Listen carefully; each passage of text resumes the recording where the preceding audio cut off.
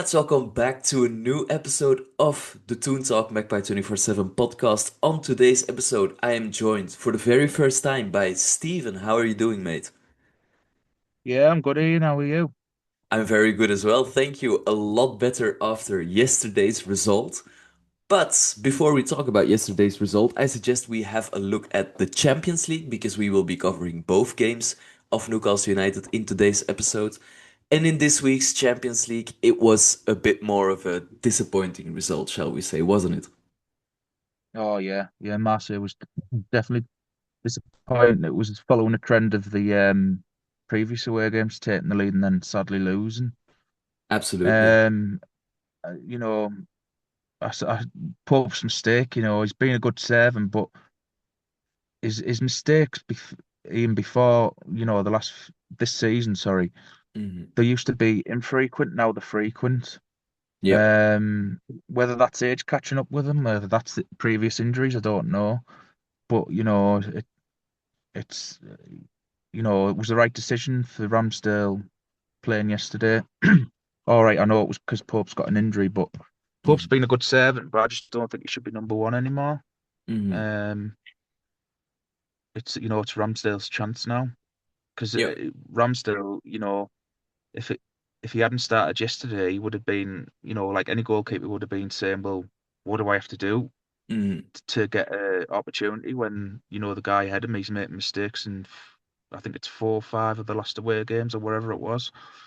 Um, and people would be like, including the hierarchy, they'd be asking, why have we signed him if you're not going to play him, you know? Yeah. But with regards to Marseille, it was just the first half performance, Ian, I didn't think was that bad. I thought Hmm. it wasn't fantastic, but I thought we matched Marseille. Yeah. We were maybe a little bit open defensively, but I thought going forward, I thought we looked good. Um, Let's maybe begin with that first half. yeah, First half, we also lined up with a back three, a two-man midfield with Bruno and Tonali, who were covered then by Livramento and Murphy as our wingbacks, and Barnes, Willock, and Gordon made up our attack. What did you think of that starting 11? I didn't expect it to be the formation that it was. I was expecting Burn Hmm. at left back, but obviously I was glad he wasn't for his sake because he's played his full career as a left-sided centre back, and you know, he can do a job at left back in an emergency. Maybe he's one game, but obviously because the age he's at now, he's lost his what little pace he had. But he's outstanding at left-sided centre back, and I felt sorry for him getting put at left back because he was Hmm. targeted, and it wasn't his fault. He was doing a job for the team, but subsequently he was getting torn to shreds really. But it wasn't his fault because he's like I say, left back. Sorry, yeah, centre back covering left back. Absolutely. For Yeah. all I can think is Alex Murphy. I mean, he's 21 now.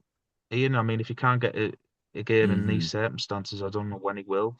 I mean, Yeah. he's like I say, he's 21 now. If he's not getting even, off the bench, he's is it time for him to move on? It's the same for Hmm. any player coming through the academy. If they're not making the debut and they're not like, at least on the bench at the age of 2021, they're not going to make it at that club. I Um, think you're right there. Yeah. yeah, Hmm. I like Alex Murphy, but clearly he's not Premier League standard because otherwise he would have been given an opportunity. Hmm. That's the crux of it. I But think with so regards to too. Marseille, sorry, with regards to Marseille, I thought, like I say, the first half was decent. Just the second half, Pope made that mistake and it was horrendous, and there was unforgiven. But I think the rest of the players have to take accountability because they had another 40, 35 minutes to Hmm. get their heads together. Um, Yeah, on that and first half performance, I did think Willock was pretty okay. I was surprised to see him start, but yeah, he yeah. actually created some real opportunities, especially towards the end of the first half, one which Anthony Gordon didn't even not put away, but didn't actually take on, which was really surprising for me to see because that was a nice little ball across from Joe Willock. But as Yes. you said, we had a pretty different second half. I suggest we have a listen to what Paul had to say on the first half. Half time in the Champions League, it is Marseille nil, Newcastle United 1. Now, strange formation selections, But, so far, Eddie Howe has got it right. A great goal, a fantastic start, and a great reward for the travelling, 3,500 who've been there for hours and hours and hours before the game even kicked off. Yeah, great goal. Harvey Barnes continues the form. Absolutely fantastic. Good at door just before half time. Gordon should have made it 2-0. How he hasn't scored there, I do not know. But we just need to continue this into the second half. Pick up no more silly bookings.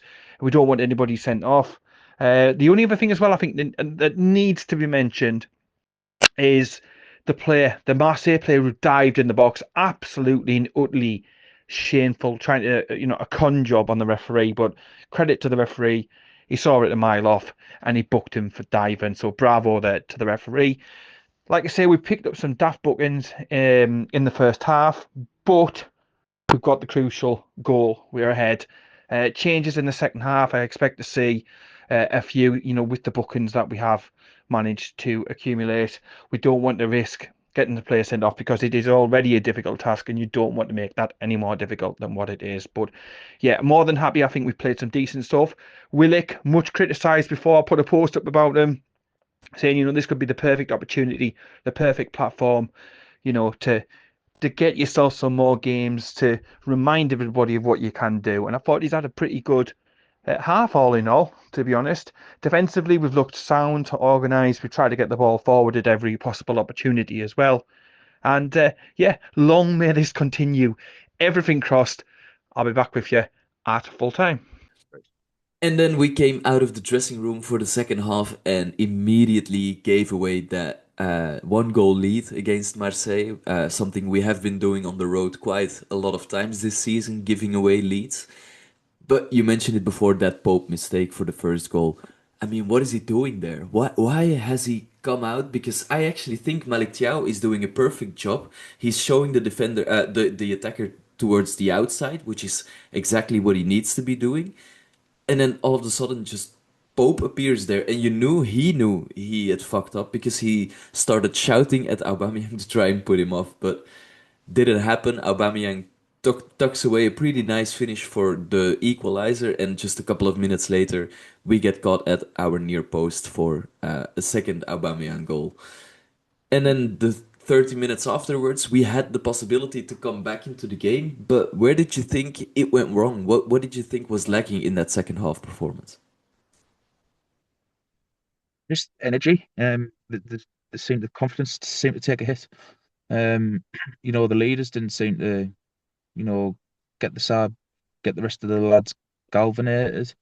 Um, they just seem shell shocked. But that's, like I say, that's where your leaders, and we've got a leadership group. That's where they need to come to the fore, and guide the other players and G them up. Yep. But the frustrating thing is Marseille weren't a decent team. They didn't have to play decent really to beat us, and that's like the galling bit. Um, and like when you get, I mean, it's embarrassing because Aubameyang's I think 36. Yeah, he's not I know he's far still a far decent off. player, don't get me wrong, but when you get now paced by a 36-year-old, like, come on, you know what I mean? So the lads had to take the criticism. I think it's deserving of all the away games we've lost. Like I say, the Marseille game, it was just chalk and cheese.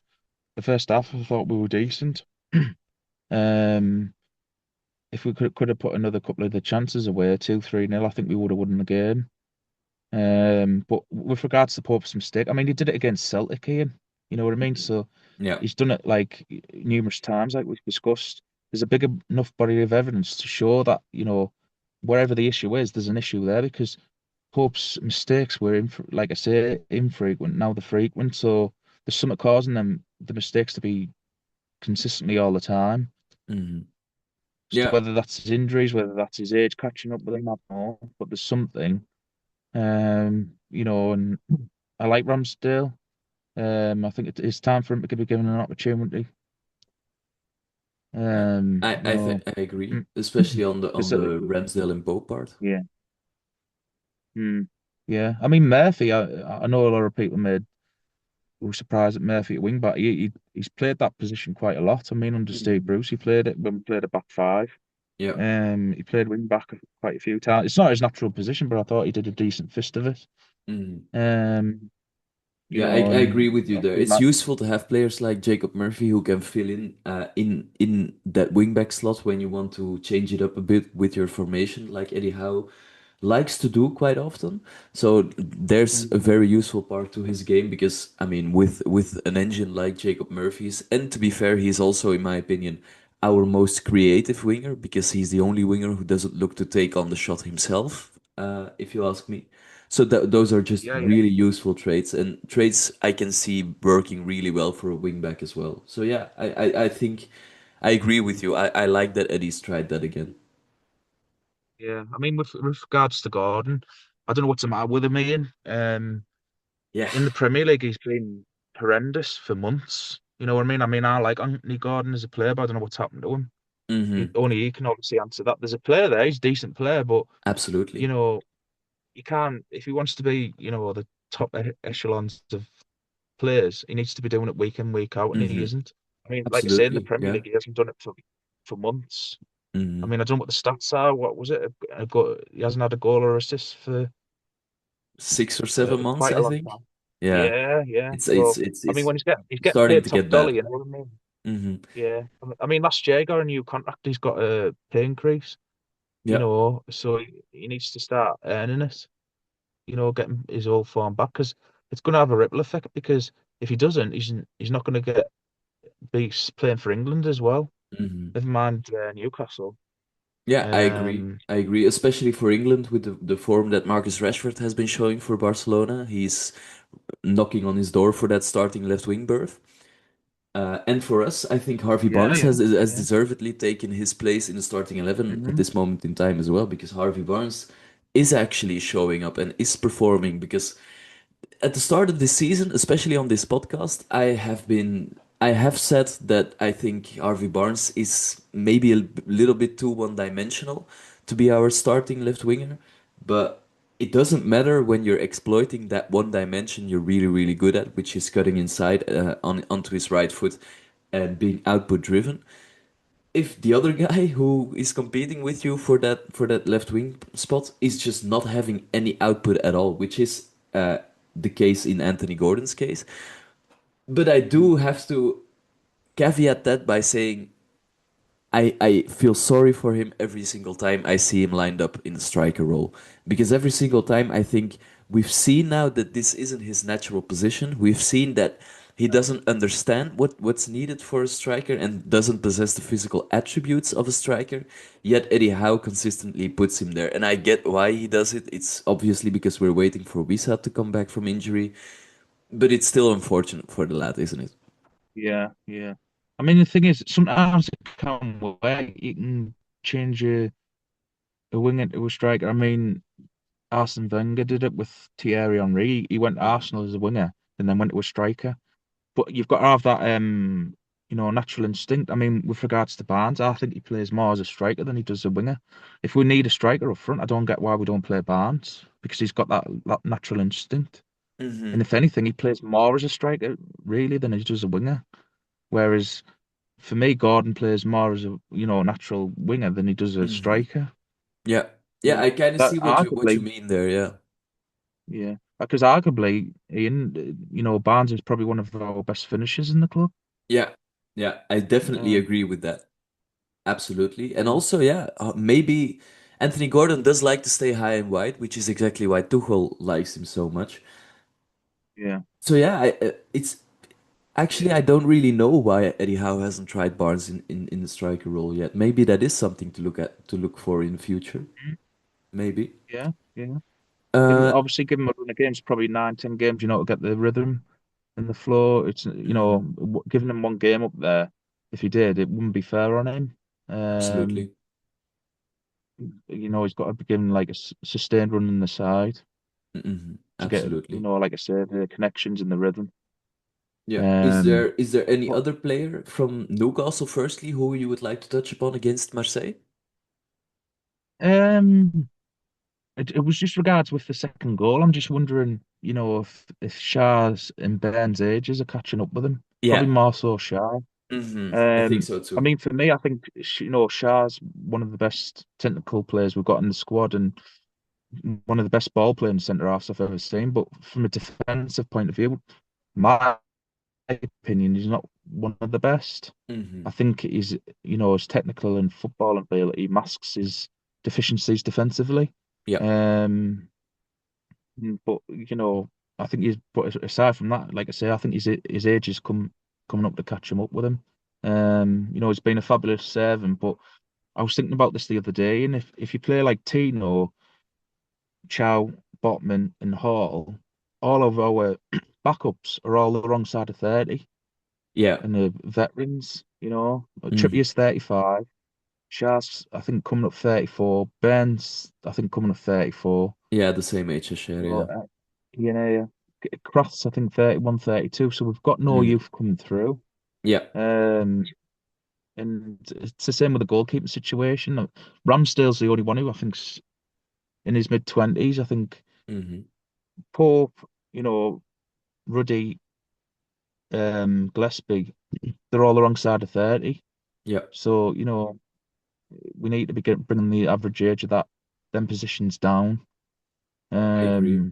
I mean, I love Trippier. Trippier has been one of the most transformative signings the club's ever made. But I think naturally, I think his age has caught up with him, Ian. Hmm. Sadly, I mean, like I say, I'm gutted to say that, but as only human, and the Absolutely. age is at his 35. Sadly, I think his age has caught up with him. Hmm. I'd Yeah, offer him a coaching role, but I think he's going to want to play first team football, I and he think ain't going so to get too. that ahead of I think Tino. he'll finish his career in America, if I'm being completely honest. That seems like a Kieran Trippier thing to do to me. And you're right, it is something to point out the ages of our backups in the back line. I think the full back zones might actually be the most important because as we'll get on to for the Everton game, I think we now know that having a fit Tino Livramento and a fit Lewis Hall in the starting 11 lineup makes all the difference because it means that we'll probably score about 2 goals more each and every game simply by virtue of having them in there. So having a natural out and out replacement for either left back or right back or preferably both because we have players like Livramento who can do the same, that I think should be a priority. And afterwards, signing a younger center back to back up Botman and Tiao should also be something we'd be looking for. I think between Burn and Cher, you're right. I think Cher is showing his age the most, but I think that's also down to the fact that Burn has had the largest opportunity to play with Tiao, and Tiao is so unbelievably impressive at defending space. So that's something that could work really well in a partnership with a bit of an older, more experienced, more mature center back. But I do agree we should be looking for at least one more, in my opinion, right-footed young central defender to compete for those starts. Um, I'm looking at the starting 11 lineup real quick. Again, we touched upon Willock. I think he had an impact. I was happy to see him start and actually perform on the pitch because he is starting to become a fringe player otherwise. Maybe there is a Marseille player you would still like to touch upon because I was actually really impressed with the teenager they had playing in at number 10, Bacola. Yeah, Now, yeah. I thought he played well. Yeah, yeah, he, his he name. he still looks really raw, which is fine because he's 18 years old.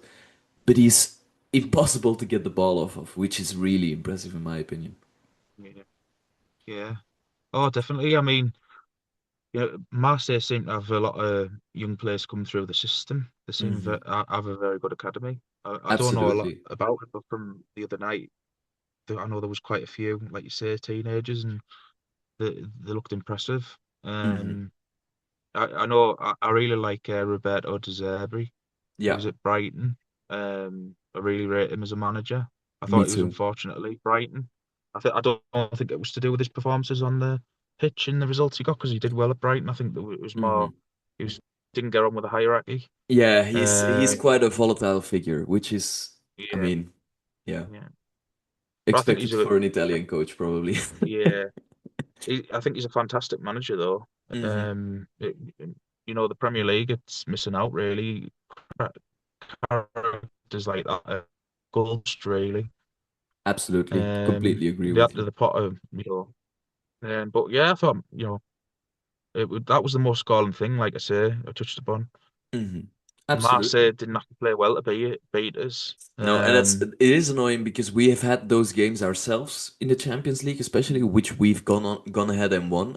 I think about the Benfica result where it actually took us until the second half to really get out of first gear. The Union Yeah, result where we didn't get out of first gear at all.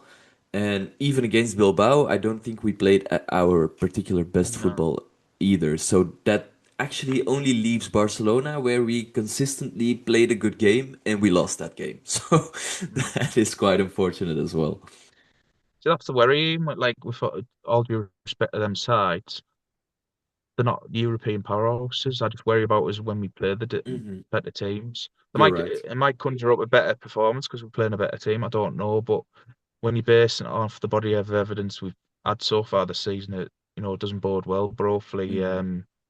with more players coming back from injury, it'll give Eddie a better chance to rotate Agreed. and rest players. All right, now let's have a listen to what both Paul and Kyle's final thoughts were on that Marseille performance. Well, Pope the dope strikes again and costs us at least a point. What the hell was he thinking? Going walkabout early in the second half. Absolutely no need for it. No need for it whatsoever. And I said at half time, I hoped that the missed chances, the missed opportunities wouldn't come to bite us in the ass. And guess what? It come and it's bitten us well and truly in the ass. Look, we're well placed still in the Champions League. Um, Standings, that's absolutely fine. We've got another away game coming up.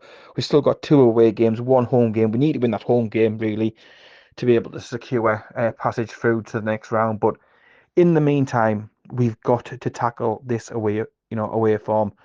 We've got Everton coming up next in the league, but park that for one side. Eddie Howe needs to make some bold choices and no more bolder than who is between the sticks for that game at whatever you want to call it, stadium that they've got now. Um, if Ramsdale doesn't come in, he needs to be banging on the manager's door and asking, what do I have to do? Every time I've come in, I've done well. I've performed. I've done what's been asked of us. I don't make stupid mistakes. And yet, every time that Nick Pope plays, he just makes a stupid decision, a stupid choice, one that you wouldn't make. A sane individual would not make the choices that he made in that match. And it's just costing us and costing us. And if it keeps costing us and costing us, it's going to end up costing Eddie big time. It's going to end up costing Newcastle United big time. Any successful team has to have a strong defence, a robust defence, a competent goalkeeper, a goalkeeper that gives confidence to the rest of the team, and that is just not Nick Pope. I even saw it in the second half today. Plays, outfield plays, where they could have played the ball back and expected the keeper to pump it long and get the ball upfield. They weren't passing back to him. Even the free kick right at the end of the match, a free kick, Pope comes up to take it, and it's a glorified pass back. It's tragic. It's the definition of insanity just to keep repeating the same thing time and time and time again, and then expecting a different outcome. He's I don't know, has he lost his mojo, his confidence?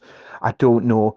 He's got a good team in front of him, and I think there has to be a few choice words in that dressing room towards him because I cannot understand what is going through his head. If you're outdone, if you're outfought, if you're out muscled, out skilled, if it's a moment of brilliance and the score, that's fair enough, and you hold your hands up to it. But a 36-year-old striker with an open goal in the Champions League, the margins are so fine in this competition that you can't afford to gift wrap. I mean, I know it's coming up to Christmas, but we're not in the festive season yet. But that was a gift, an absolute gift. And then from there, we go ahead and we concede the second goal, and it's always going to be an uphill task. Straight away into the players' minds comes the record, the away thing, and goodness me, goodness me. Positives. Again, another goal from Harvey Barnes is a definite positive, and I thought Joe Willock looked good. For all the criticism that he got beforehand, it wasn't him who let us down. It was the man between the sticks at the end of the day. And I don't like to criticise players, and I don't do it very lightly. And I've continued to stick by Pope and Eddie Howe's choice. But there comes a time. We've talked about lines in the sand and trying to turn the corner. There can't be a line in the sand, and there can't be a turning of the corner until we've got somebody in who is competent and sensible and calm and reassuring to the back line. It's mad. It's absolutely and utterly mad. It really is. This one hurts. This one stings. It's annoying. We've got to dust ourselves down now and come back strong. Come back strong against Everton. And I'm sure Eddie Howe's going to come out in the press conference and talk to the media after the match and talk about how many times Pope has saved us and made some great saves and so on and so forth. But it's inexcusable the form that he is in at the moment and that he maintains his position in the side. You've got on the bench, you've got Botman, who's made a couple of mistakes, a couple of ricks in the last couple of games. He's come out, he's paid the price. But with Nick Pope, it's like he's made of Teflon because nothing sticks. I'm just gutted. I'm really, really, really gutted. Just terrible. He's cost us today at least a point. At least a point. I think a draw would have been a fair reflection of the game overall. Yes, they had more possession and stuff, but I think a draw would have been a fair reflection. But at this point, I'm just that gutted about one man's consistent issues, consistent problems, and just the frustration that he's causing. You know, even in the victories and stuff like that, he's having moments, he's getting away, he's riding by the seat of his pants, and it's just, please, it cannot go on. There must be a change when it comes to Newcastle United travelling to the Hill Dickinson Stadium or whatever it's going to be known by. There's got to be changes. There's got to be standards. There's got to be expectations, and if the players don't live up to that expectation, then there's consequences for that. There is consequences for it. So look, I'll see what Eddie Howe says. I'll see what the team sheet looks like when we take on Everton at the weekend. But again, it's another disappointing Pope performance, and it's another Neely moment. It's another missed opportunity, and I just got it. I want to leave it there. Pass you back over to Ian. But yeah, frustrated doesn't even begin to sum it up how I feel. And what's happening, everyone? It's Kevin Magpie247. I hope you're all good. So it's finished at the Velodrome. Marseille 2, Newcastle United 1. In what's becoming a familiar theme for Newcastle away from home this season, where we take the lead, Harvey Barnes again. Right place, right time. Real poacher's goal. Brilliant finish from him. To get we're in front. And again, same old fucking problems. We're going half time in the lead, and we looked good for a lead. We're defending quite well.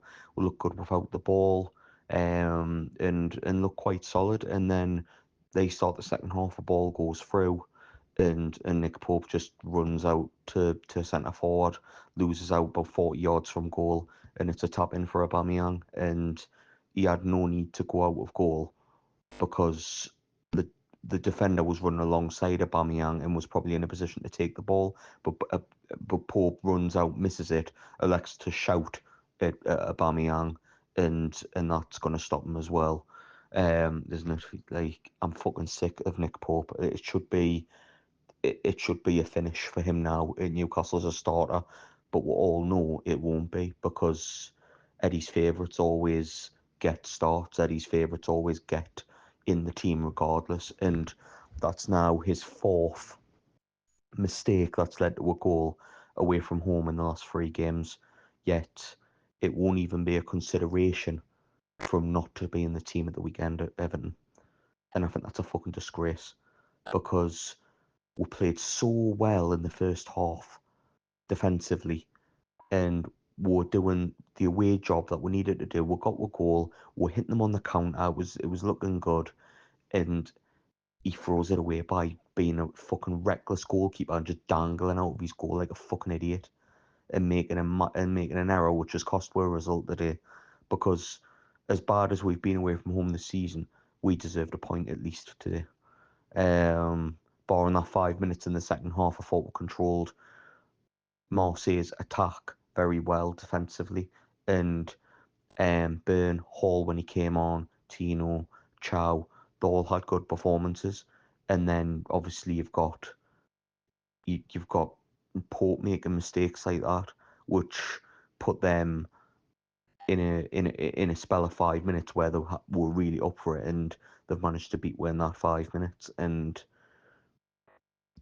it's a clueless error which has cost us, and it's not acceptable. But you'll still play at the weekend, and we'll probably get beat at the weekend again because we're away from home, and Pope will probably make another mistake, and we'll be speaking about this all over a fucking game. But it's really frustrating because I really think we could have got a result here.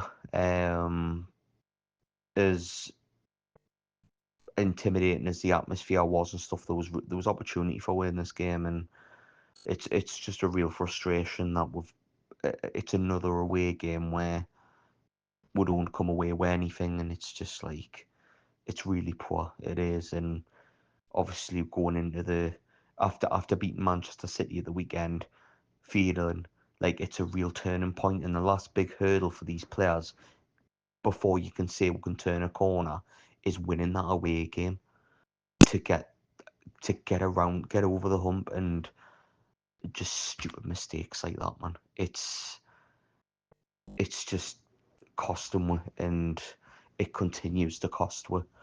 But certain players get certain privileges and starts because of credit in the bank. So yeah, it's really frustrating. It really is, because it's actively costing games this season because the same players make the same mistakes and they don't get any repercussion. From a positive standpoint, I was surprised Joe Willock started, but he played really well. He put a brilliant ball in Anthony Gordon just before the break, and Gordon should have passed it to what would have made it 2-0. Um, but he didn't. He shot it straight at the defender. And yeah, Willock came on, done well, and Ramsey came on and done well as well. It was a lovely drive and run to win a free kick on the edge of the box, which Tonali put over the bar. But like I say, some promising signs from some individuals in the team. Alanga came on and was a bit of a threat. He got a ball into the box which nobody attacked. Um, like I say, Jacob Ramsey came on and done well. Hall came on and was a threat going forward.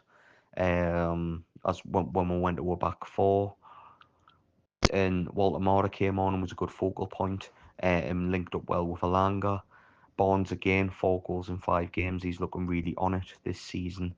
And I think with his goal tonight, I think that puts him level on goals with Gordon in the Champions League this season as well. So he's in firing form at the minute. But the pros outweigh the cons today, sadly. And it's just another mistake-filled performance away from home, which I feel's costful because generally we were okay defensively, and I thought we deserved something. But obviously, in terms of the Champions League table and stuff, we're still in a good position. Obviously, we're next few games are away from home. We've got Leverkusen next, then we've got to go to Paris Saint-Germain as well. But also got PSV at home. So you could imagine if we pick up 4 points out of them, that should see we're into the next round at least through the playoffs. Um, but yeah, it's a frustrating night all round, and yet again we're looking at another game where it's like, oh, can we turn it around rather than can we look forward and get something. But yeah, frustrating. But I, as always, stay tuned for more of the podcast and everything. And yeah, back to you, Ian. And then I suggest we move on towards a bit more of a happier talking point because yesterday Newcastle went on the road yet again, this time towards the Hill Dickinson Stadium, which is the new stadium of Everton Football Club. And we actually won on the road, the first time this season that we have got a Premier League win away from home, and it was a pretty comprehensive 4-1 victory in the end.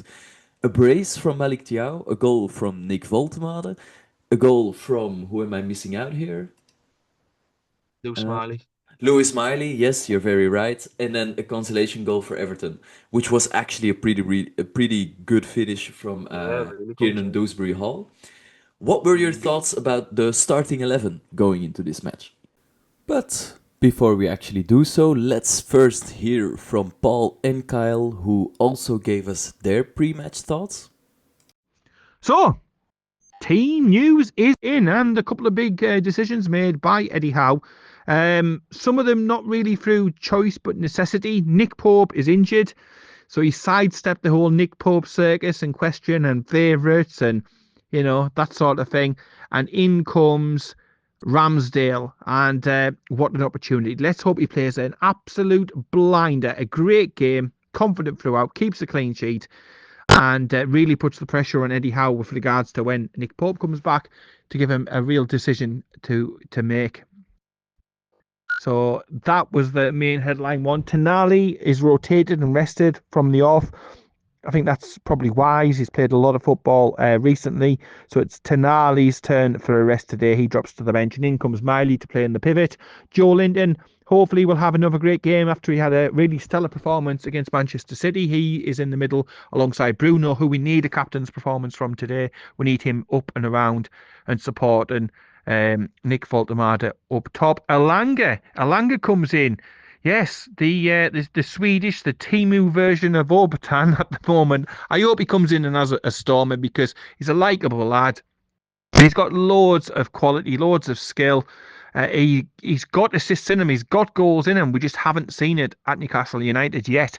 We saw plenty of him when he was playing for Nottingham Forest, and you just want him to bring his A game, something to click, something to go right for him, and then him to go on a run because he was bought in as the expensive big money upgrade on Miggy, and we've just seen nothing at all from him so far. Delighted that Gordon has been dropped. It was shocking in the Champions League, and the opportunity that he's missed just before half time. It's like, Migran could have knocked that in. She really, really could have. So I'm pleased that he's been sent the message. This is obviously an emotional and emotive game for him. Going back to Everton, he would have liked, no doubt, to have started, but your form, it doesn't warrant it. Your performances do not warrant it. You've had no assists, no goals for over 20 games now. That's not elite level. That's a big problem. That's a big concern. So I'm delighted that Eddie Howe said, look, you need to show it. If you want to start, if you want to be an England international and playing all the games and being in the World Cup squad, show me you're an England international quality player and you'll get the opportunities. Otherwise, Harvey Barnes, who's banging form, gets to keep the shirt. That's the right call and the right decision. Imagine if Gordon had started today over Barnes, that it would have literally would have seen people with pitchforks out, to be honest, because Gordon's totally out of form and Barnes is on a hot streak. So glad that Barnes kept the shirt and he's continuing to play. Big Nick up top. Hopefully he manages to get himself a goal today. He was unlucky against Manchester City with a couple of fantastic saves by Donnarumma. And then the defence. The defence we've gone with on the full-backs, our strongest, our only options actually, but they are our strongest. Lewis Hall and Livramento, they made such a difference against Manchester City. So delighted that they are back. Hopefully Livramento can continue to keep pulling out the performances. Despite the fact he's only just back from an injury, but because we've not really got anybody till at least probably the next game when Kraft should be back. In the middle, I said to Kyle a week ago that Burn would start as soon as he was back from suspension, and that was the case.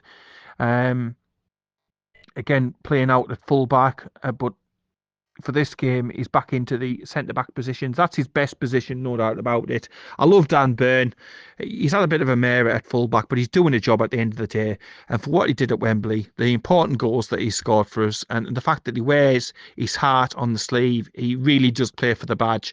You've got to love the bloke, no matter what, no matter how frustrating some of the performances have been this season, playing out of position. But today, he's back in the middle. I suspected that he would do that, partnering with Chow, who's our best defender, by far. Botman is carrying a back injury, so I didn't expect him to start today. He'll nurse him through the next couple of games, I would imagine, like he's done for the last, is it two? And then the decision was, would you play Share and have to move Chow from his natural and favoured side? Well, Eddie Howe's decided, no, I'm going to play the left-footed Dan Burn on one side, and I'm going to go Chow on the other side. So a defence of Chow, Burn, Livramento and Hall is very, very good. And you've got a keeper in there who can catch. And you've got a keeper in there behind them who can kick, who can save, who is a really, really good quality player at the end of the day. So quite delighted, quite pleased with the team news. Yes, it would be nice if we had one or two more back. Yes, it'd be nice to see. It'll be nice when we get Visser back. It'll be nice when we don't have any injuries to be able to carry about. We've got options and we've got people to bring on and rotating and stuff like that. But as far as available players at the moment, I was quite happy with the team when I saw it out. Ruddy on the bench is a little bit of an eye raiser. I'd have probably put a youngster on like Thompson or somebody like that for the experience and getting them used to, eventually coming into the first team pool of keepers. So I maybe would have done that a little bit differently, but happy with the team. And then just see how it goes. It's a massive opportunity today. We've got to try and get something out of the game, some points on the board. Can't just keep writing off away game after away game after away game. At some point, the players need to stand up, be counted, put the performance in, put the bodies on the line, do whatever it takes to get the 3 points. And could it be today? Well, I've got everything crossed. I'm going to hand you back over to Ian. I'll be back at half time with my thoughts then. But in the meantime, take care, keep it tuned, and I'll speak to you at half time. And what's happening, everyone? It's Kev from Magpie247. I hope you're all good. So we'll take on Everton today at the Harry Hill Stadium, or the Hickerson Dill Stadium. I don't know what it's called, but changes have been made to the team. Honestly thought Pope would be starting this game, but Ramsdale comes in. A couple of other changes as well. Alanga gets a start. Miley does as well. I'm really hoping these three in particular do really well. So I think there's a chance for those three to really make an impact on Newcastle's season as well as their own seasons. But other than that, I think it's quite a strong team. Hall and Tino playing at fullback, which is good. Burn coming back in from his suspension in centre back, which is where he's preferred from the vast majority of people, I think. And then obviously got Malik Chow in as well, who's doing well. But yeah, it's quite a solid team. Obviously got Baltimore, Alanga as mentioned, and then the inform Harvey Barnes as well. The thing is, for me, it's a case of we need to start the game well, but we also need to get into that second half and do well too. Because if we're, say we're 1-0 up, yet again, it's going to be a case of we need to be on it and not lose focus, because it's been a couple of away games now in a row where we've took the lead and we've just, a big mistakes happened in the game and we've just kind of lost our marbles from there. So it's a big game today, I feel, especially after Marseille, where everything seemed to go wrong. But in terms of the league at the moment, obviously we won our last league game, which was fantastic, and then it's all about building momentum now. And hopefully our season did start last week and we're winning against Manchester City. And yeah, it's a couple of big calls from Eddie. Tonali dropped. Personally, I would have probably went for Joe Linton being dropped and then Tonali playing in there instead, or Miley being pushed a little bit forward. So I think Tonali's energy in the midfield is probably one of our better qualities in the middle. But I'm happy with the changes that have been made, especially in goal. It had to be made. But I think there's reports that Nick Pope might be injured, so we might be having this conversation about the goalkeepers in the coming weeks. But today the team looks good, and hopefully we can end this away drought. It's losses in a row at the moment where it's like 3 or 4. So we'll have to put an end to that today. And we haven't won an away game in the Premier League since Leicester away. And yeah, we need to change that as soon as possible. Like, so hopefully 3 points, hopefully a good performance. But with the way we've been currently, I don't have much hope. But hopefully I'm wrong. Yeah, it was a decent starting 11. I was happy to see Ramsdale given his chance. I agreed with most of the team. I think obviously because of the injuries we had, I don't think there was a lot of scope to manoeuvre really. Hmm. It was a big opportunity for Elanga to take because he's underwhelmed so far. And a big opportunity for, like I say, again, same scenario for Miley, which they both grasped. I thought Elanga and Miley played really well, Ian. Absolutely. Yeah, I mean, Elanga could have scored within the first, what was it, 30 seconds or something? Yeah, yeah, you're right. The What led game to the final? the game went off to a lightning Um, quick start for us. Elanga threw on yeah, goal, but unfortunately not finishing. But I did think he picked out the corner really well. He just should have put a bit more power on it. But from the yeah, subsequent corner, we do go ahead through a Malik Thiaw goal. Absolutely, really pleased for the lad because he has been deserving of a goal. On the one hand, I've seen a couple of chances of him just go begging or just get turned off of the line, which is unfortunate for him. But he's also been absolutely fantastic this season for us. A brilliant, brilliant signing. So to see him not only get his first Premier League goal, but to get a brace is fantastic. And there are some really impressive stats with those goals as well. Because on the one hand, it is the fastest Premier League goal of this season so far. So that's a nice accomplishment for him. It's also the first time in a decade that a Newcastle United player has scored two headers in a single game. So that's a really, really fun stat. But uh, it was also, this isn't really a stat, but it was also a performance on Eddie Howe's birthday, which will have meant quite a lot to the squad, I think, as well. For that first half, however, after the first goal, we started to absorb a bit more pressure from Everton. I was starting to get worried that I was recognizing patterns from the Brentford and the West Ham game. But then Louis Miley, who gave the assist for the first corner as well, scored a goal himself to make it 2-0. Um, we even would go on to make it 3-0 before half time, which is absolutely beautiful. I think the 3-0. yeah. Yeah, the 3-0 was right before halftime. The absolute beauty from Nick Voltemade, who just lobs it right over Pickford's head.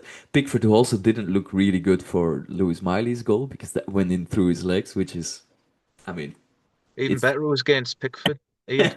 exactly, that's exactly the point I was trying to make. And in the Yeah, second half, yeah. Malik Thiaw scores a brace to make it 4 for us. What did you think of the goals, the performances? Let's start with the first half. What did you think of that one? Oh, just fantastic, Ian. I thought all the team played well, and you can see the difference. Hall and Livramento bring. Yeah. Um, it's night and day, like we touched on earlier. Hmm. The replacements who've been coming for the wrong side, them guys are the wrong side of 30. Fantastic players, there's no doubt about that. But they're either, the ones who were covering them were either out of position or, like I say, age catching up with them. But you wouldn't think they've been out for months. They played out outstanding, both of them. Hmm. Well, the full team did. The full Absolutely. team. I actually thought after the first goal, I thought Everton had a spell where they knocked the ball around well. Hmm. I don't think Everton are that bad of a team. I think they're a decent team. I think Moyes has recruited quite a few decent players. I think they'll have a decent season, which makes the victory even more impressive. It just shows, like, with Walter Mada, we're getting the players around him, and he plays up front for Germany, so I'm over the moon for him. That, like, everything's starting to seems to be clicking a bit better for him, and he's not isolated up front. Hmm. Um, I thought it was the best game I've seen Lewis Marley play for a long while. I thought he was Absolutely. outstanding, and it's refreshing to see players come through the academy. I know we've had Sean Longstaff, etc. Ellie Anderson, but the conveyor belt needs to be more really, and hopefully with the investment in the academy, we can get more players in, coming through the system. Because especially with financial fair play and whatnot, I don't think we're going to be able to afford, recruiting 22 players for decent amount of money. That's where the academy's got to come into it. It's going to take time, don't get me wrong, to get to the levels of Man City and Chelsea, but we need to be seeing a few more now because the ownership have had the club now for 4 years, and I think the ratio of players who are coming through needs to be up more, for the money that they're putting into the academy and the infrastructure. There's lads in that academy that are 2021. They need to be really making an impact. But yeah, just with regards to the game, I just thought we were outstanding. I mean, Chow in the summer before we signed him, I don't know if you knew, Como were nearly close to signing for, I think it was 25 million or 22 Yeah, I million, something saw like that. that. And And it's just like, AC, bloody AC heck, like, Milan fans we were think we've happy got to him back see in the him go. 35. Hmm. Yeah. I Yeah, mean, we got him back in the 35 million, but blooming heck, I think, if we'd have signed him for what Como were going to pay for him, I think it would have been daylight robbery. The guy's outstanding. absolutely. Yeah, Absolutely. yeah, The only so reason so that Como were probably going to pay a little less is because Italian clubs realize the situation they're in. They can't really, they can't at this moment in time spend more than 50 million pounds on one player. So if they are dealing in between two Italian clubs, they usually take down the price a bit lower, or actually take up the price a bit higher if Premier League clubs come calling. That's more the motto. But uh, on that performance, like you were saying, I was also really, really impressed with a lot of the chances taken by some of the players who were given a chance. With that, I mean Aaron Ramsdale, who got the chance after Nick Pope's howler against Marseille to come in between the sticks and actually perform for us. What I was really unbelievably surprised by is how quickly we started utilizing a goalkeeper that actually has two working feet. Because with Nick Pope, one of the things I think we did really well while he was our starting 11 goalkeeper was not bring him in situations where his lack of footballing abilities would turn out dangerous for us. But now with Ramsdale, already the first Premier League game he started for us, I saw us combine with him. I saw us use him as an 11th player on the pitch in build-up, which is really positive because that means Eddie Howe does recognize the strengths of having a goalkeeper like that. You touched upon definitely. Livramento and Hall. They were fantastic. I completely agree with you. The way they keep the pitch wide for us is so unbelievably important, especially in attack because it creates space for our other players. And if there's one thing we're good at, it's playing with space because we are usually physically dominant towards our opponents. Then the midfield is where I was most surprised not to see Tonali start.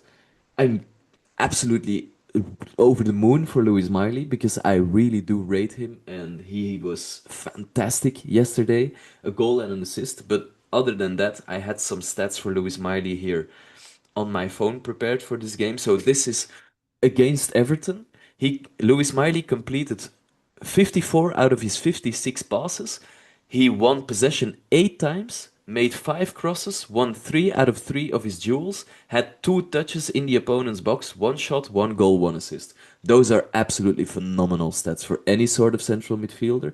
And the fact that he did that with Sandro Tonali on the bench, who has been, in my opinion, our best midfielders and maybe even top 3 midfielders in the league this season, that's unbelievably impressive. Then from the attack, Voltemade looks great every single time. Every single time he gets on the ball, I feel myself amazed at his technical ability because it's genuinely second to none. Barnes was okay, but had a bit more of a difficult performance compared to the last few weeks.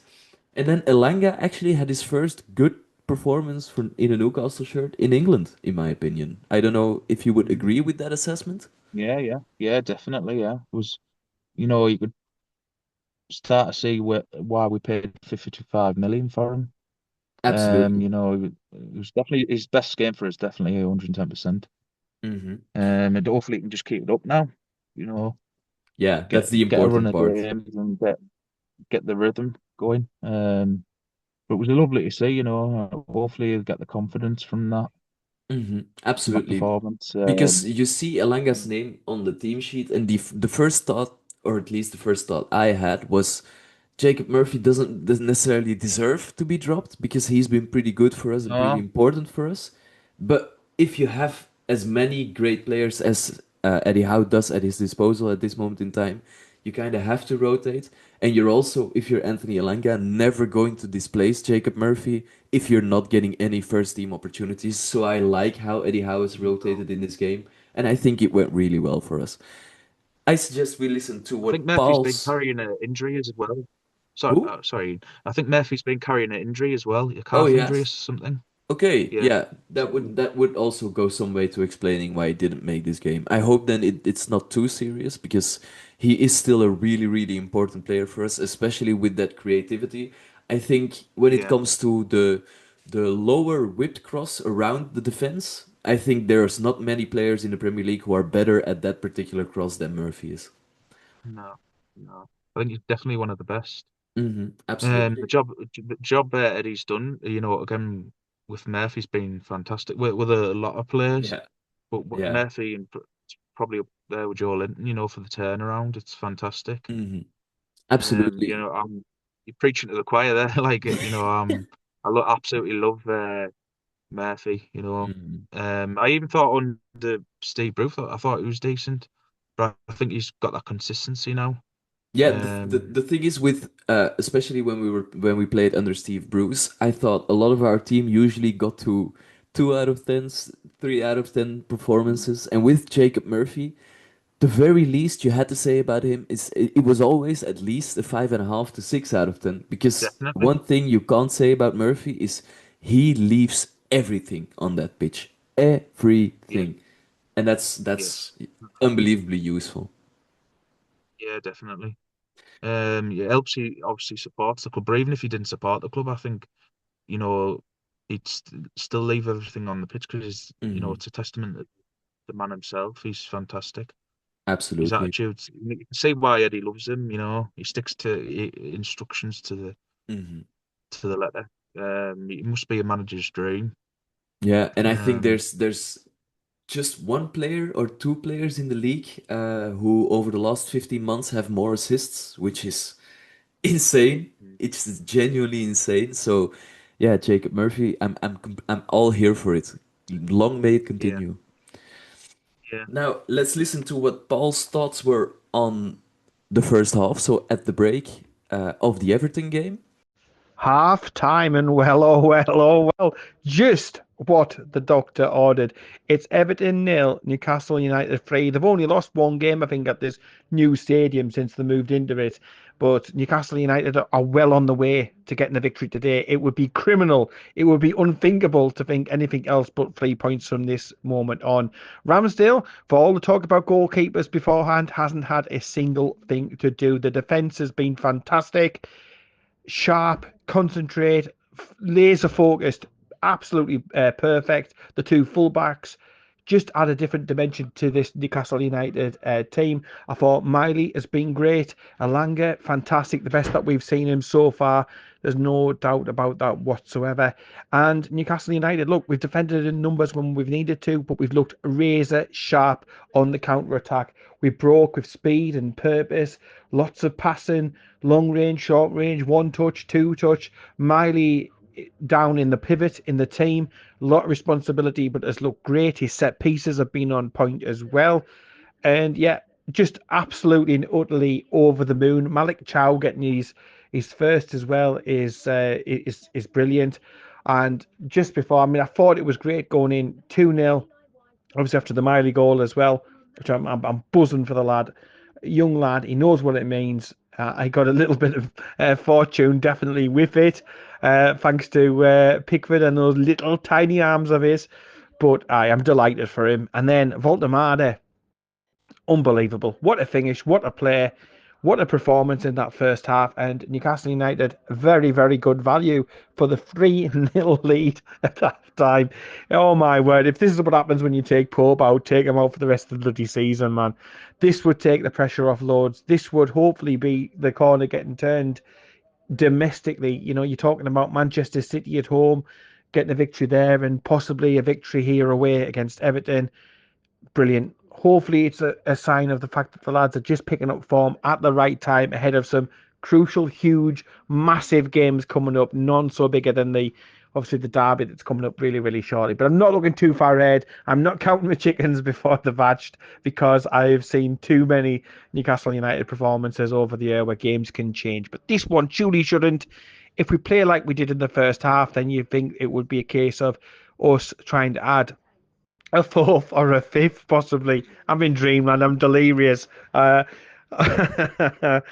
just really, really happy because it's been such hard watching, hasn't it, throughout the season away from home. I wish I could have got tickets for this one. I did try, but so hard getting away tickets. They're rarer than hen's teeth, aren't they? So I'm having to watch it from the comfort of my home, and I'm certainly in comfort, certainly happy. I think the festive season's come a little bit earlier, starting a little bit sooner than normal.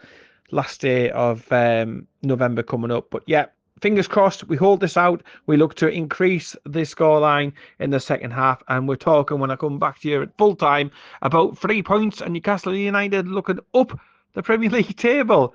Brilliant. And afterwards, we can have a listen to what both Kyle and Paul's thoughts were on the full time. Well, it's deja vu. It is deja vu. The last time we won against Everton away from home was back in, 2023. The score, 4-1. It's 4-1 today. And a double from Malik Chow. He's the first player in the Premier League to score a brace of headers in 10 years. Unbelievable. Some absolutely cracking stats there. Newcastle United, as I'm talking right now, go above Manchester United in the table and are at 11th with that first away victory in the Premier League this season. I thought we were fantastic today. Every single one of them who put the shirt on, that was the starting team, right the way through to the substitutes, were simply class. Where to start? The fullbacks just transform this team. They really, really do. Livramento and Hall, pure fucking class. Dan Burn played brilliantly, absolutely fantastically. Back to centre back, his preferred position. Obviously, he's done a job out at fullback for us, but tonight, playing at centre back, I thought he was absolutely marvellous. Malik Chow, oh my word. Just class. Thank you, Milan. Thank you for all the business that the great business that you've done for us over the last couple of seasons. I couldn't thank you enough for letting us have Malik Chow for as much or as little as what you did. Into the midfield, Joe Linton, brilliant. Bruno, I called it before. He needed the captain's performance and he delivered that.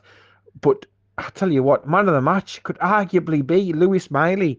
The responsibility of playing that pivot, his age, his experience, he's unbelievable. When you think about some of the stand-up performances that he's had, you think of PSG away, for example. It just doesn't seem to be phased. He doesn't get weighed down by any sort of pressure. He was brilliant tonight, absolutely brilliant.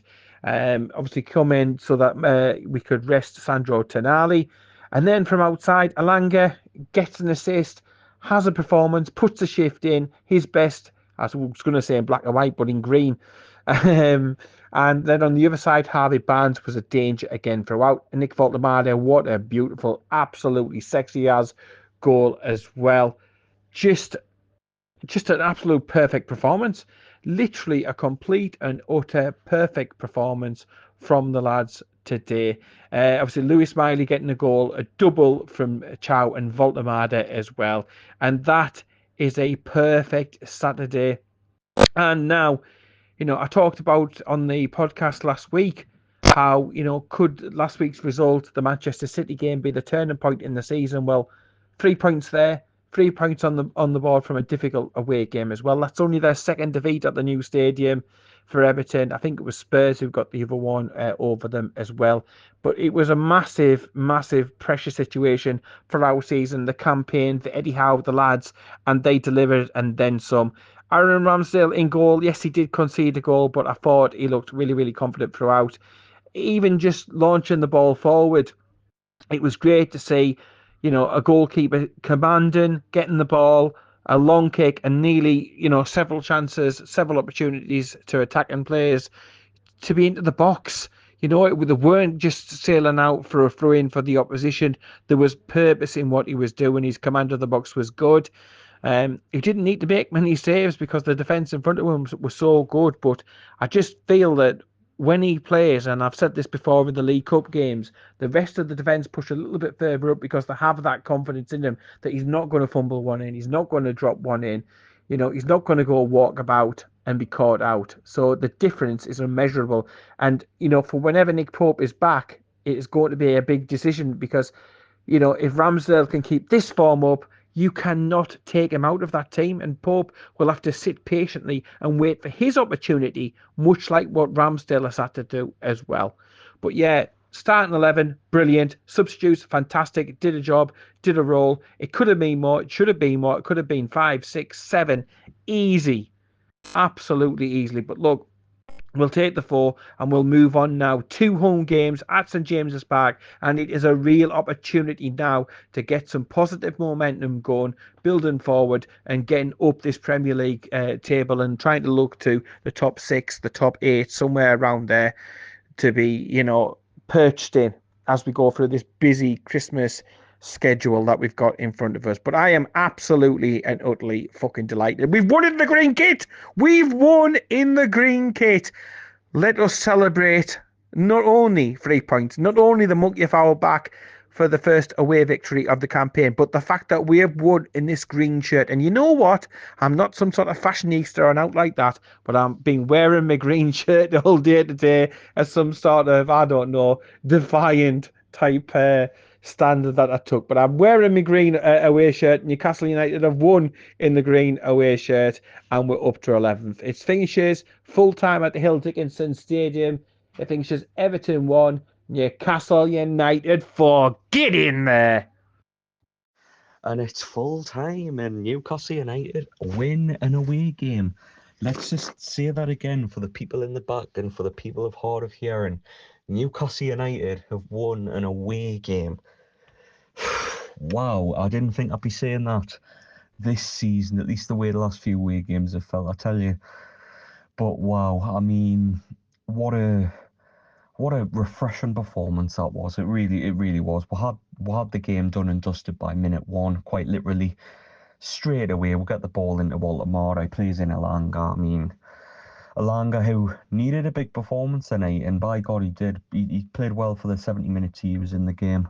We'll get a corner, Malik Chow. I mean, I've seen some comparisons of a combined 11 of Newcastle and Everton, and someone picked Tarkovsky over Malik Chow. I mean, your head would have to be directly on Mars to even suggest such an idea, but this just makes that person look all the more like a fucking idiot.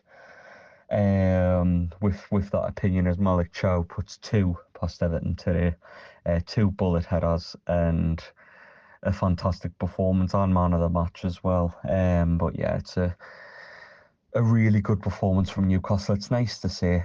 First half were absolutely outstanding. Were so clinical, something we've been guilty of not being this season away from home, not taking much chances, not putting the ball in the net.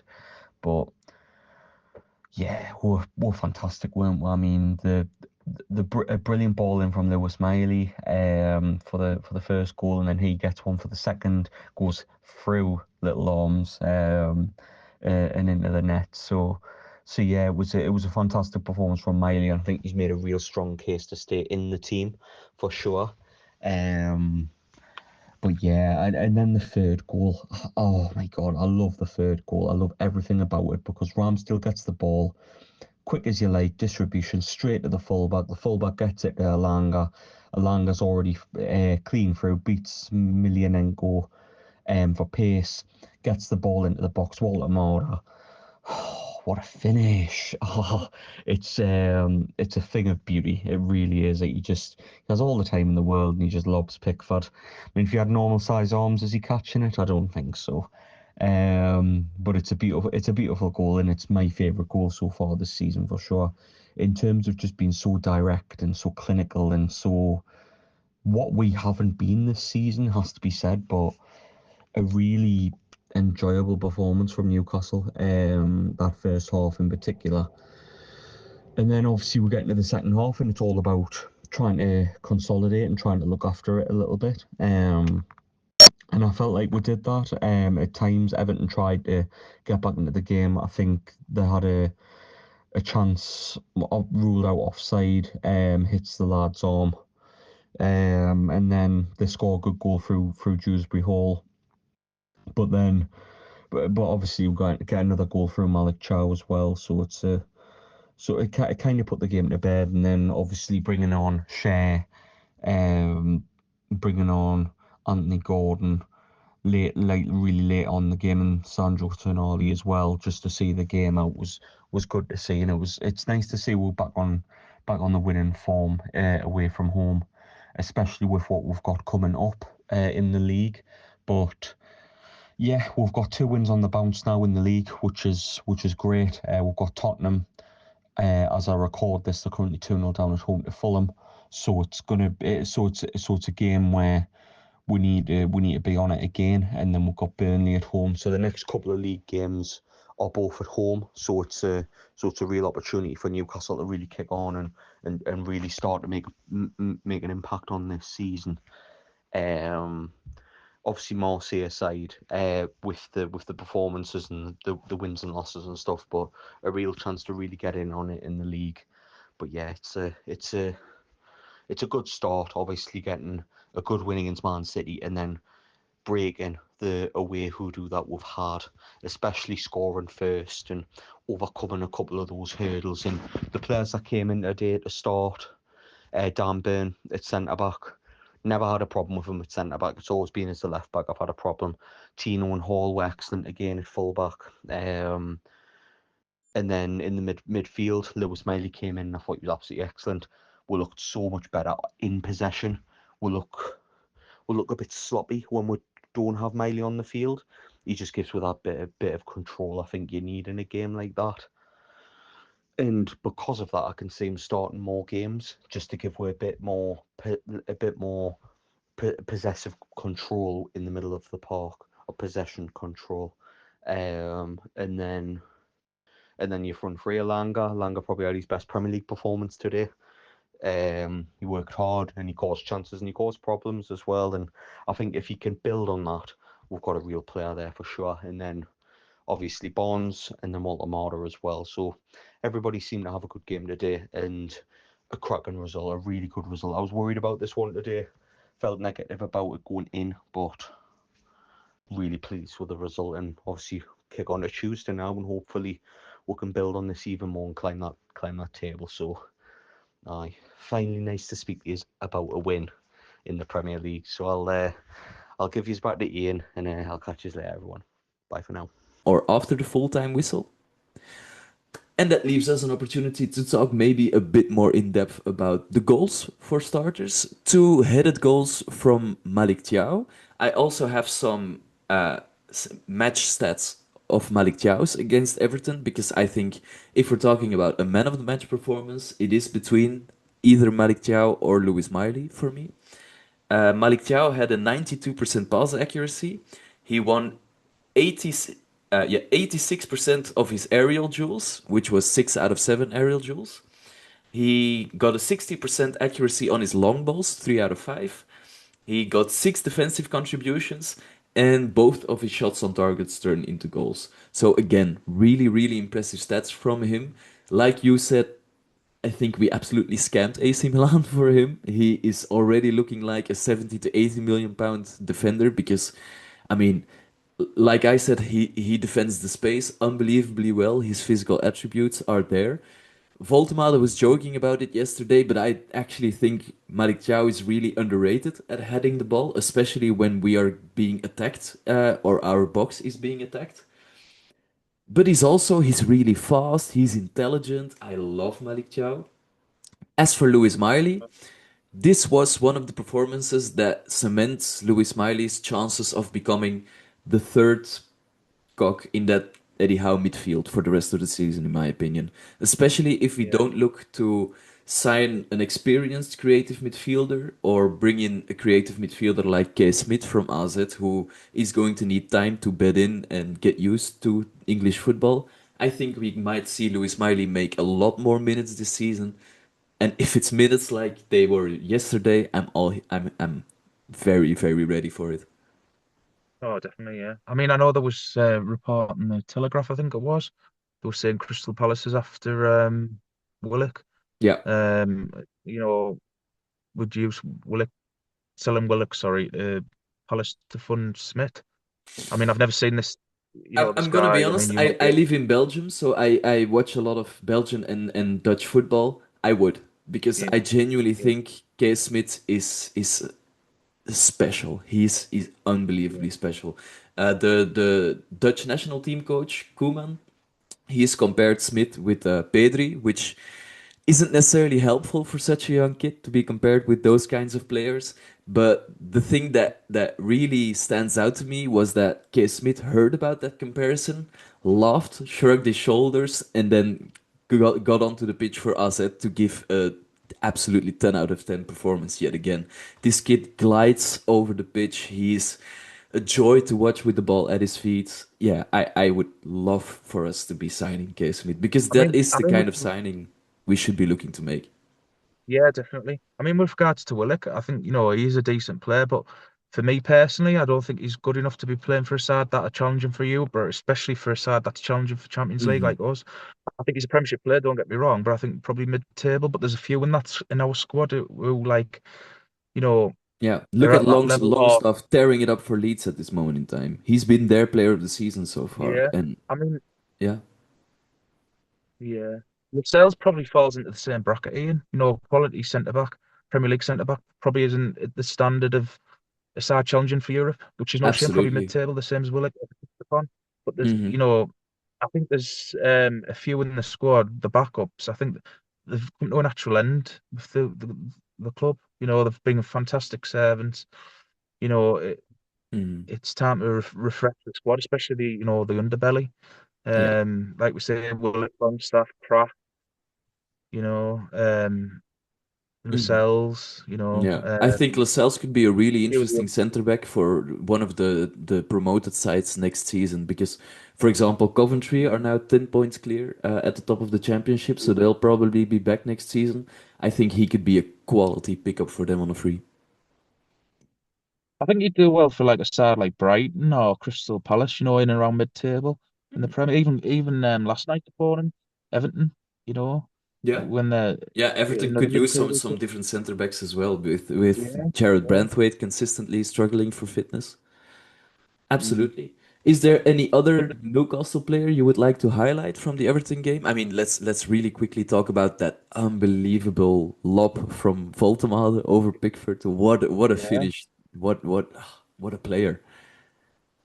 yeah, it was a fantastic assist, again from Elanga. Hmm. Like we touched upon, I really, really hope it gives him the confidence because the lad's got ability, you can see it. All right, so before we He's were so rudely interrupted, you were talking about Anthony Elanga's assist yesterday? Mm.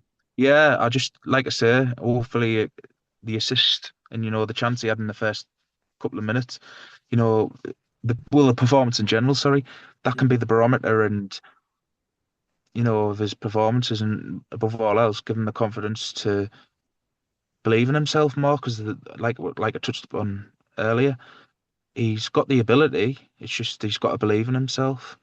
Um, you know, He's obviously Absolutely. we paid 55 million for a reason. I think he's partly shown that last night why we did Yeah. it. And he's come Definitely his through the best Manchester performance. United Academy, which is also a pretty great stamp of approval. Oh, Yeah. definitely, yeah, yeah. I think And I know everyone likes.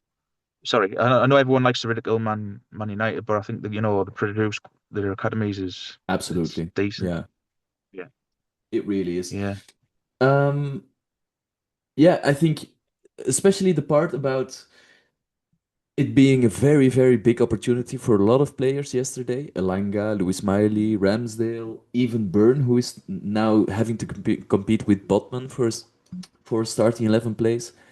I think that yesterday was a massive performance for those guys, especially Elanga and Miley and Ramsdale could have only done their chances a world of good. So that's a really, really big positive, both for us and for Eddie Howe. Just also to get that away game hoodoo off our backs, because that was starting to become a really, really big problem this season. And we all know what our next away game is in the Premier League, so that's a really, really good time to be winning one. Oh, definitely. If Yeah. we're talking about next Premier League games, we've got midweek football coming up, so that means two Premier League home games within a week, one against Tottenham, one against Burnley. And do you have any predictions for both games? If we play like yesterday, I think we can win both games, Ian. All right, love to hear that. Stopping them. Yeah. I mean, Hmm. Tottenham, I know Tottenham might have a bit of fire in the belly because they lost to Fulham yesterday 2-1. Yeah. I think they're a decent team. They've invested quite well. But, Hmm. we can beat them. We beat them in the, Carabao Cup. Hmm. With changes in the team. And I think Tottenham played a strong team. So there's no reason why we can't beat them. And, obviously with regards to Burnley, with all due respect to them, if we want to finish in the European places, they're the type of teams we've got to be beaten. Absolutely. If we want to finish.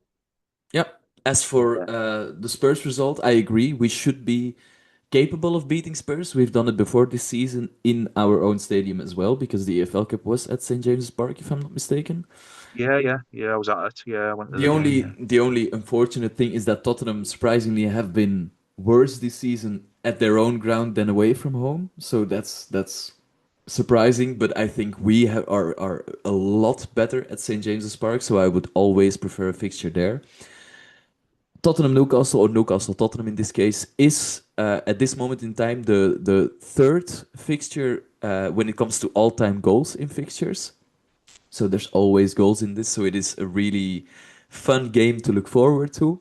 As for the Burnley result, I think you're spot on. If we want to be finishing in European places, we have to do the same as we did last season and just straight away get 18 out of 18 against the promoted sides.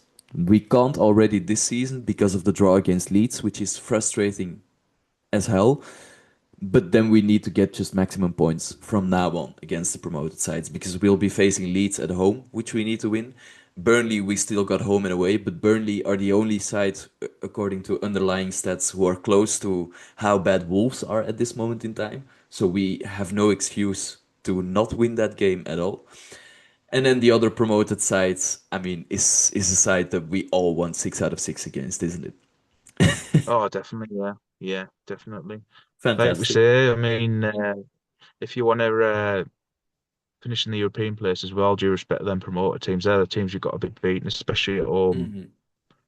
Absolutely. And I think You know, yesterday's result against Everton solidified the fact that, and a lot of people will doubt this, but if you look player for player, quality wise, the way we play, the results over the last few seasons, I do honestly believe that with a fit Tino Livramento and a fit Lewis Hall, we are the fifth, pushing on fourth best side in England at this moment in time, which is a nice place for us to be yeah. because it's probably going to be 5 Champions League spots yet again this season. So Mm. just keep on pushing. We're only 3 points away from Aston Villa, who are in fifth today, but Villa do still need to play a game. But yeah, some exciting times. We're finally starting to find some form, and we're finally starting to get that away hoodoo off our backs. Is there anything else you would like to add to this podcast, Stephen? Yeah, just the lads deserve praise for yesterday, and rightly so. I also think when we've been struggling away from them, I think the criticism's been fair. You know, and I dare say, I think I've even seen Eddie say, in the press conferences, criticism of our away from performances in general away from home's been in the record has been fair, which Hmm. I agree with, and like yesterday, they deserve all the praise they get. It's about balance, isn't it? Criticize when it's deserved and praise when it's deserved. Absolutely. I, I suppose don't get too high with the highs and don't get too low with the lows. I think if you've got that middle ground, I think, it bodes you well for the rest of the season. Absolutely. I think you've hit the nail on the head there. I would like to thank you very much to take the time with me and sit down for this podcast. I'm already Thanks looking for having me. forward to having you on again because this was really fun, as it always is. Yeah. And I would like to thank the people at home for listening to this episode. If you did go on to enjoy this, please make sure to give a 5-star ratings on Spotify, a like and a subscribe on YouTube. Please check out Magpie247 on all our socials, Instagram, Facebook, Twitter, you know the drill. And we would like to see you in the next episode. Have a good one.